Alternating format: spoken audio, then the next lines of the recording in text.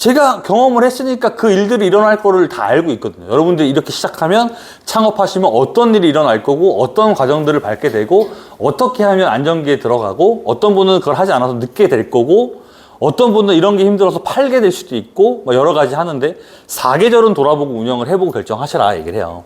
상가 임대차 보호법 받아서 물론 10년은 보장을 받을 수 있어요. 2년에 한 번씩 건물주가 5%까지 올릴 수 있죠. 근데 올리는 건물주가 나쁜 건물주가 아니라 안 올리는 건물주가 착한 건물주인 거예요. 그쵸? 근데 거기에는 보증금 더하기 월세 곱하기 100 그래서 환산보증금이라는 게 있어요.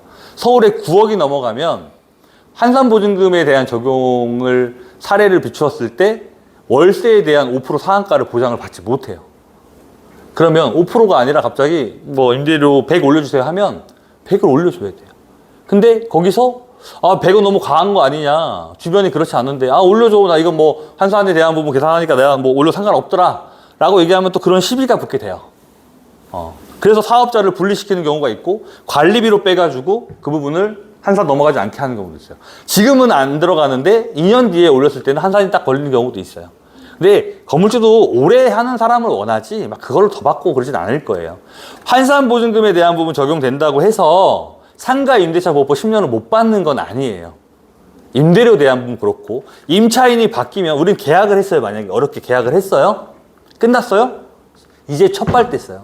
그럼 소방 받아요. 소방이 나와 있던 고시원은 어떻게든 500개든 뭐 100개든 지적사항이 나와도 사설 붙이고 하면 소방 나와요. 안 나온 곳에 내는 게 엄청 까다로워요. 신설을 내는 게. 나오는데 거기서 이제 건물주가 그러죠. 임대료를 갑자기 확 올려요. 5%까지 안 받아들이는 수강생은 거의 없어요. 5%는 인상될 것이다. 건물주도 시간 나와서 시간 쓰고 하는데 그 정도의 어떤 뭐 대가는 있어야 쓸 거 아니에요. 근데 갑자기 뭐 한 100을 올린다? 150 올린다? 해도 나가는 임차인은 할 말이 없어요. 왜? 임차인이 바뀔 땐 꼭지가 없거든요. 그래서 잘 얘기하는 부분에 거기서 계약이 부러져가지고 다시 처음부터 매물 알아보다가 이제 계약하니까 또 매물 이제 끝났다 하고 거기서 또 부러져가지고 다시 또 알아보다 계약하다가 또 부러져가지고 마지막 4번째 때 한 컨설팅 손님이 있어요. 나는 계약운이 없나 보다라고 했어요. 지금 잘하고 있어요. 잘하고 계세요. 부천에서. 그런 일이 생겨요. 그럼 계약했다? 와, 나 창업해! 라고 생각하면 안 돼요. 이제 시작이에요. 가보는 거예요, 이제. 네. 서비스업으로 시작해서 뭐 이렇게 얘기해요. 뭐 진짜 다 쓴 거 보여드리면 논문이에요, 논문. 그것도 술 드시고 문자를 저렇게 보내는 것도 대단해요, 진짜. 능력의 능력. 그리고 나서 이제 요거는 이제 뒤쪽에 엄청 심한 것들도 보게 되실 건데 이제 이렇게 단련을 시키는 거잖아요. 이렇게 청소를 이렇게 버리고 가니까 꼭 반드시 보증금은 받아야 돼요. 10,000원이라도 받아야 돼요. 50,000원 받아서 보증금 나가실 때 청소비 20,000원 제외하고 30,000원 돌려드립니다. 방 상태 확인하고 이 얘기를 반드시 해야 돼요. 그래서 방 상태 확인한 다음에 해야 돼요. 얼마 전에 나갈 사람이었는데 저기 임대료 월세를 내는 날이었는데 안 냈어요. 이렇게 해가지고 제가 문자했더니 안 봐서 전화 통화를 했더니 자기가 내일 모레까지만 살겠다. 그러면은 저는 알겠다 하고 그렇게 하지 않고 나가면 월요일 날 나가면 그 이틀치를 계산해서 주겠대요. 안 된다. 선불이다. 그래서 내일 모레 안 나가고 내일 나가겠다 해서 보증금에서 제외를 시켜줬어요. 그래서 제가 그냥 좀 편하게 하려고 그랬던 거죠. 그러고 나서 나갔냐고 문자했는데 답이 없더라고요.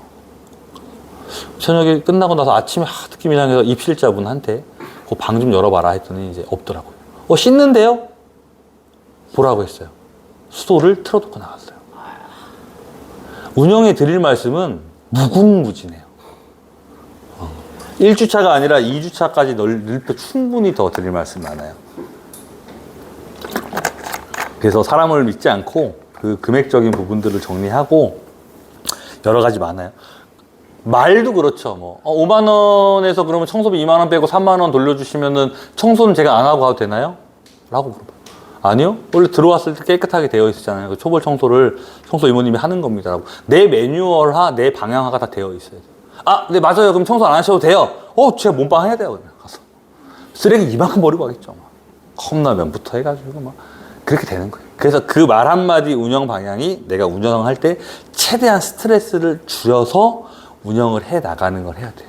저도 처음에는 입주자분한테 추석 때 어떤 선물을 좀 드리지, 크리스마스 때 혹시 뭐 이렇게 아름답게 연말 마무리를 생각을 왜 안 해봤겠어요. 지금은요, AI 원장처럼 해요.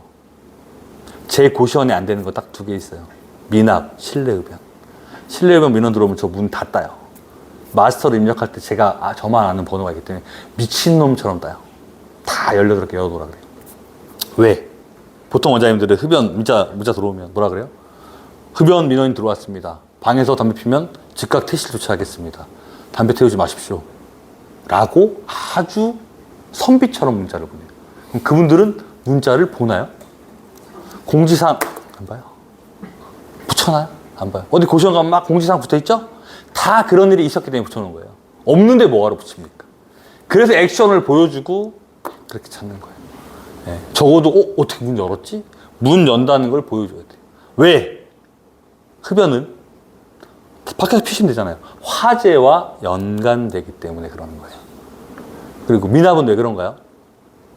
돈을 벌자고 하는 일인데 40명이 있을 때 그 딱 10% 분이 가장 많이 딱 하시는 분들이 있어요. 그분들만 하면 되고 다른 분들은 미리 내시는 분도 있고 진짜 어쩌다 한번 밀리는 분이 있어요. 그것도 일주일 밀린다 그러면 10만 원 먼저 주시고 일주일 뒤에 못 내시면 퇴실하자, 딱 이렇게 정리해요. 딱 그렇게 정리를 해 나가야 운영이 편한 거예요. 너무 차가운 거 아니야? 이 어려운 사람들 그렇게 하세요. 석 달 되면은 더 AI 되어 있으실 거예요. 그렇게 돼요.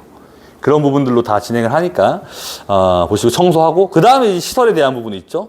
제가 이 시설에 대한 누수를 왜 예민하게 말씀드리냐면 저도 못 봤어요. 입구를 들어갔는데 그렇구나 하고 좀 벽이 좀 오래됐으니까 밀려 있나 보다 하고 이제 장마철이 됐는데 이제 사무실에 이제 이 배전판 전기 차단기가 있어요. 혹시나 해서 열었는데 물이 떨어져요. 배전판에서.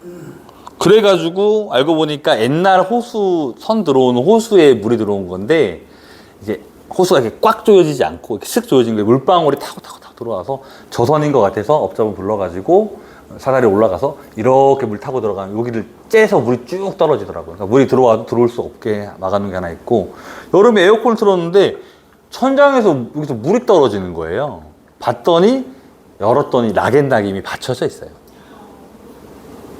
저 위에 에어컨을 틀면 물 빠지는 거에 실리콘 쳐놨는데 계속 물이 떨어져요. 원장한테 이제 전화했어요. 소송하거나 뭐 하려는 거 아니니까 원인을 알아야 고칠 거 아니냐. 어차피 한 달 넘었으니까. 자기도 못 잡았대요.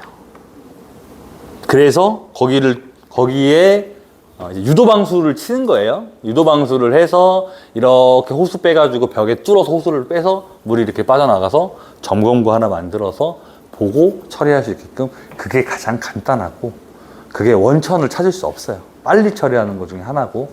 그래서 원장님이 왜 밤에 간판 안 켰어요? 했을 때 배전판에 물이 들어오니 간판을 못 켜죠. 그 정리해가지고 이제 자동으로 켜지는 센서로 바꿔놨고, 그렇게 정비한 일들이 생겨요. 가장 머리 아파요, 호수가. 예. 소방은 나중에 어떻게 정리하면 딱 정리할 수 있는지도 말씀드릴 거고, 그 다음에 현금 흐름하고 시간적 자유인데, 우리는 이 생각보다 매물하고 계약 끝나고 나면 이렇게 갈 거다라고 생각하면 안 된다는 거예요. 그게 1주차의 가장 핵심이고, 그 마인드 하나 알고 지금부터 나한테 방향에 맞는 거 하게 되면 조금씩 찾아가게 될 겁니다.